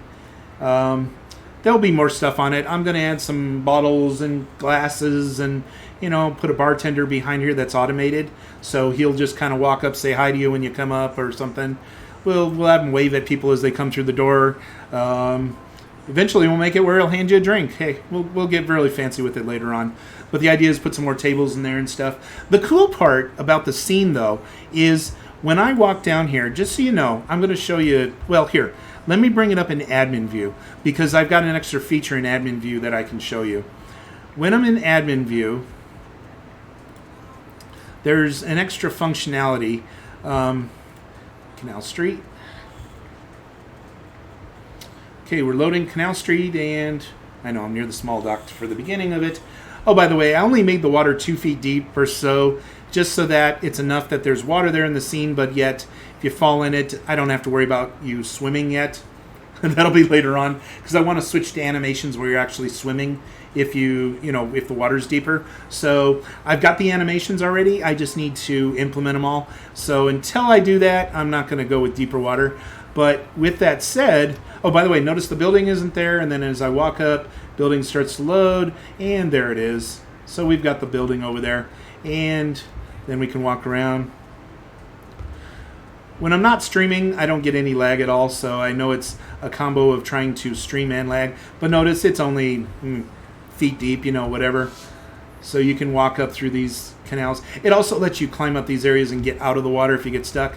Now what I want to show you is this. Okay, so if I come over here, I know I'm going through some of these lighting scenes. I added lights to the building, and so they trigger when you go on and off. But they seem to be Babylon's side of that. It doesn't seem to implement smooth while you're already in the scene, so I'm going to work on that later on. But okay, right now, if I detach from from my avatar, which is just the button down here, I can actually back out and look around. Well, notice there is no inside of the bar. There's nothing up here. I don't even have the floor of the bar loaded or the inside of the walls. I have some back blinders so that you can't see through the building when you can look inside these windows from outside.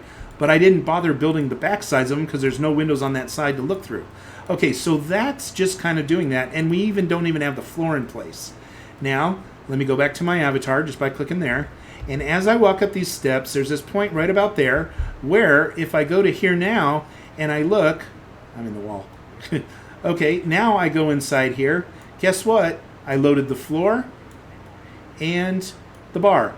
So it loaded while I was walking up the steps and comes in here. The great part is, if you guys have done any things with games, then you're going to know this is actually a really cool thing to do.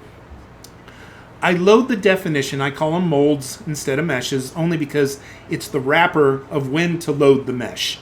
That includes all the definition of what the mesh is going to be when it's built. So I load those when you first walk in the area of a building. I already know what parts are part of that building. But then I create these different zones, which if I click on this box right here, it will actually show you the different zones of different things you can walk into. Notice how there's like boxes upon boxes. Each one of these rectangular boxes are different zones that you can walk into. And when your avatar walks into it, it triggers to go out, either go fetch the data that it's going to need, come back, and then decide if it needs to load it, or if you're in a zone that loads it, it automatically loads that particular items. So right now, I'm in this zone. Watch when I take my avatar and I go backwards down the steps, right there, smooth as can be. We didn't stop or pause, no lag or anything. And if I go back to the camera, guess what? Let me bounce it back upstairs here, and we are back to no floor, no bar, no inside walls, nothing. So every one of those faces and every one of those meshes have been unloaded, which means when I walk into another section of the map, I have all that resources available on my computer to load more of the map, load a whole nother section.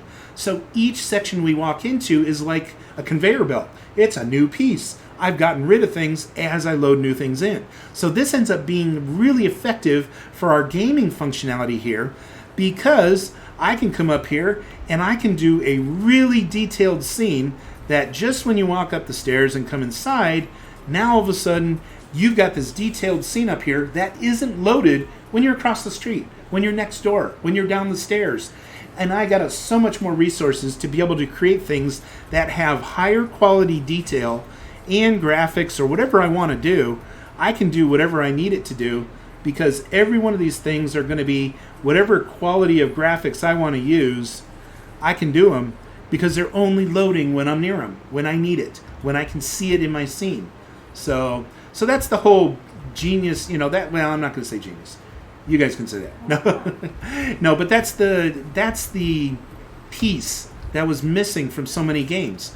Because now for web browsing, there's two pieces. First of all, we swap out what's loaded, but then the other part is just like clicking a link on a web browser and you go get a web page and then it loads it into your screen. Well, behind the scenes, every time you walk into one of these boxes, it decides, was there something I need to go fetch? It goes out, fetches the definition of the building and the graphics and everything else that's needed with it, brings it back, and then loads it into the scene. So the whole idea behind it is I can walk down this area here, and by the time I get to this little store, my message bouquet, then guess what? We walk inside, door opens because I walked inside of an action zone that shows a door, and I'm now in here, and I can go shopping, I can buy different things, and now, as of today, I can walk next to walls. Yay, look at that, awesome, woo-hoo-hoo. That one, believe me, that one's long waited. I've been wanting to do that for a while. Cool functionality, and we're up and running with all this stuff. So now the idea is we mix these stores, which will get businesses to pay for our fun games, by the way. Games will always be free for everybody. I want free games for everybody, but let the businesses pay to be in the games and advertise by putting their real stores in there. You can go over there and buy something if you want and support the businesses. At the same time, heck, I can go jump in a boat and we can have boat races down the canals and have a whole canal system set up here. We can have some fun with this. We can create all kinds of cool stuff. And all we have to do is just keep building on it. Keep adding new things. We can have different scenes that you can come visit. I'm going to put some trees up here and stuff in those center dividers of the road. By the way, everything's interactive. This stuff is all dynamically built. I can come up here and I can jump off the bridge if I wanted to. Everything is part of, the whole process. So every little piece functionality, we try to make it smooth, but it's dynamic so that we can add something in. But here's the deal. You can put the building, let's say you have a store, you can drop it in this scene, and then you can go to some other scene in some other city, wherever, internet cities that we're creating, and you can drop the building, same building in that city. So, sorry, I had to take a call. I know we talked about it at one point. There will be something akin to search engine at some point, right? Some kind of search that'll bring us to another community that is relevant to the search criteria. Yes. In fact, I've got some plans. I've got some ideas going on in there. In fact, you can catch in what you want. You can catch in what you want and give feedback and help us direct where we're going with that too. But the idea would be this: what if I came up on a blank street and there's a kiosk? You walk up to it, you type a search keyword, you hit enter, and all of a sudden, all the relevant buildings that that have stuff that you're looking for, all of a sudden pop up. You walk down the street and you can go inside each one of them. We can have a dynamically built city that gets created on the fly based on your search results. That's the kind of stuff that I'm talking about. We can have a very, very cool thing going with that. So that's just one of the implementations. Just like when I'm in a store, I can search for things and all the products on the shelves change, and now you're looking at your search results on the products on the shelves. So that's the kind of stuff we're doing. Now remember, I'm not trying to take the place of your online store. If you have an online store, WooCommerce, whatever you're using, WooCommerce is there under WordPress. We created a plugin that allows you to bring that into a 3D building. And I did it before and I'm doing it again, but I'm creating a new version with these high quality graphics. And you're going to be able to create a 3D building for your WooCommerce store in less than 5 minutes. You're basically going to pick a scene, pick a building, up and running, just like that. Would you see other people, though, if you were in a dynamic city and the buildings are shared? Then when each person leaves a building, would they go back into their own unique dynamic street instances? That's a good question. So far, by the way, if anybody else comes in this scene, this is multiplayer. So this will show your avatars coming into this scene. So we are dynamic right now in this particular scene. Now, think of it this way. One of the parts we have is based on my position, it'll tell me if the building loads in a distance or not. Like here, I walk into this zone, now the building across the street starts to load, and it's there. So I'm going to see what's in relative position to me, but you're going to see what's in relative position to you. Now, that means, let's say you didn't search for anything, but somebody else did. Maybe I give you the option to follow their search and be able to walk with them. Maybe I give you the option to clear and do my own search, and then you can take off and go on your own way. I don't know. That's a really good question when it comes to a dynamically built search results. I wouldn't want to type a search result for me, and then you wouldn't necessarily want to walk around in those buildings unless, well, right now, when there's more than one person in a scene, I can click on you and I can chat with you. Maybe I can select somebody and bring them with me to the search results. Like I'm showing you, hey, check out what I found. I click on you and it brings you to those search results. It offers you to follow. Hey, do you wish to follow? And you click yes. Next thing you know, you get the search results and it happens on your scene too. That's very doable. I like the question and I like where the logic's heading. But yeah, that would actually be really doable. Group functionality, yeah. Yeah, in fact, when you go into a scene, you can even... We've already been talking about doing clans. So, like, if you have a couple of your friends and you're all in a scene, and one decides to leave, you would be notified, hey, so-and-so's left to this scene. Or, like, let's say you go through a teleport. Hey, they left through the teleport. Do you wish to follow? And maybe it'll help you, point you arrows showing you where to go so you can follow. So we are talking about some clan things where you can name your clan and you can, kind of play games together and also follow through. But then you would also be able to say, hey, whenever somebody does this thing and he asks you, maybe, yeah, I like where you're going though. But group functionality for sure. The other piece that I want to open up with those groups is I'm looking into doing voice over IP in the scenes. So as you're walking around, but see, where I want to do is not just talk. I mean, I can bring up Discord right now, talk to you while I'm in a scene, okay? That part's totally doable. We already do that today. What I'm talking about is I use voice over IP when you're in a scene, and as you talk, if you go farther away from somebody, you get quieter. Or as you talk and you're off to the side, I want the sound to come from those directions. And I have a way of doing that already with sounds. I can put a sound in the scene, and it actually, as you rotate with your headset on, it is in stereo, so you'll hear it more towards one ear or the other.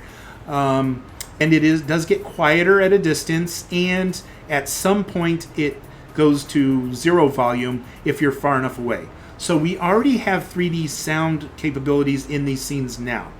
What I want to do is take it a step farther and make it voice over IP. So if I'm walking around and I see one of my friends and we're talking, we should hear each other talk as we talk. We may have to do like whisper mode or clan mode where, hey, the only people that can hear me talk are people in my clan. Maybe it's whisper mode so that I'm only talking quietly to or I'm only talking to a particular person so that I can name which person I want to talk to. So some of that stuff is in the works. We're going to keep on building and adding functionality to this. In fact, if you ever want to make a plugin, I'll partner with you and you can make the plugin and you can make money on it. But I like adding the extra functionality to what we're doing, so we can talk about it. Just talk to me first before I start helping, because once I start helping, I may assume ownership of it. Nah, I'm friendly. Let's just talk first before we start working together on something. But you can be the owner of it. I don't have a problem with that. If it adds functionality to the gaming quality or the gaming functions that we do in a scene, I'm loving it. So anything like that we do.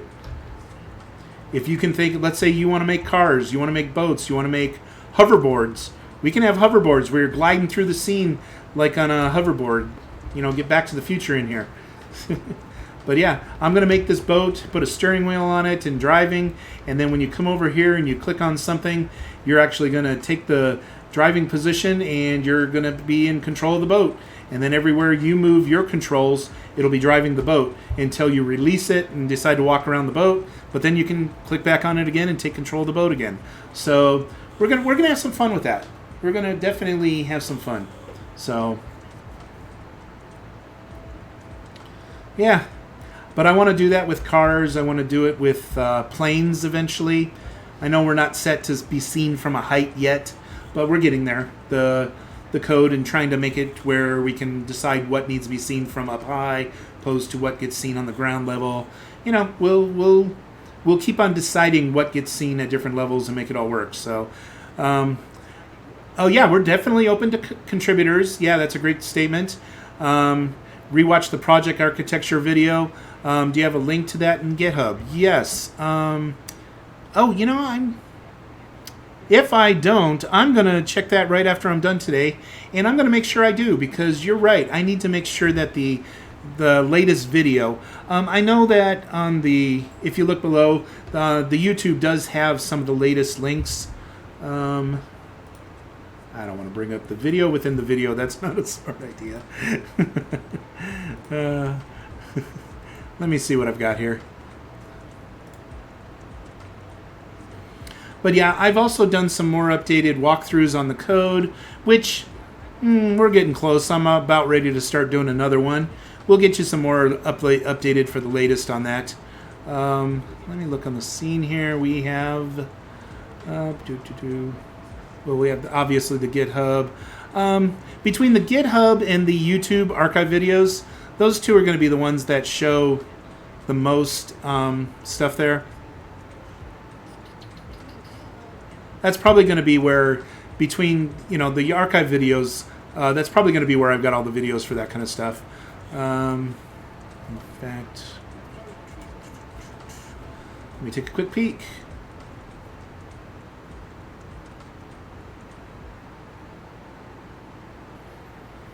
Okay, pause that one. Yeah, I do have a section on there. Walkthrough explanations, demos. I've got a specific channel just for the demos and walkthrough explanations, tutorials. The tutorial ones will tell you the walkthrough of I have code walkthroughs in there also, so you can actually see some things on some code walkthroughs. Yeah, I've gone through that not too long ago, so we got some of the latest on there. But you'll definitely be able to see everything on the YouTube channel. Let's see, how many people we got on here, by the way?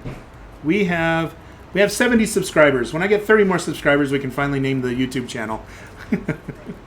We're getting close. But YouTube does have the walkthroughs, so you can check them right there. We do have them available. Okay, and I keep on doing new plugins. By the way, here's a sneak peek. One of the new plugins I'm building right now is 3D Internet. And when you go to the control panel, you can say if you want to use the global WalkTheWeb login or if you want to use the local server login only. And you can decide if you want anonymous guest avatars or not. So if you want to only allow people with logged in accounts or if you want to make it where the guests are allowed. But we also have the multiplayer and multi-chat that I'm setting up. When I'm done and release this plugin, you're going to be able to use those. You're going to be able to use all the login stuff for free. And if you want to use my multiplayer server, it's going to be a minimal cost. And then you can have multiplayer on your websites. So when somebody else comes into the scene, you'll automatically see them walking around. You can interact with them with the chat. And we'll keep adding things, like I said, like the voice over IP and stuff. We've got some good plans in there. By the way, if I'm not here and you're looking for me, look on Discord. I'm in there. I'm watching it most days. I'm on there most days. I do it while I'm coding, which is pretty much every day. So if I'm not streaming live, you can definitely find me on GitHub. Of course you can find the code.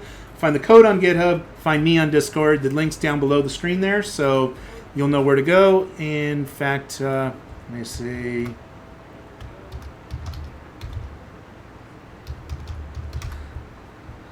There we go. Hey, we got the invite link for Discord right there. Okay, so got a couple things in place.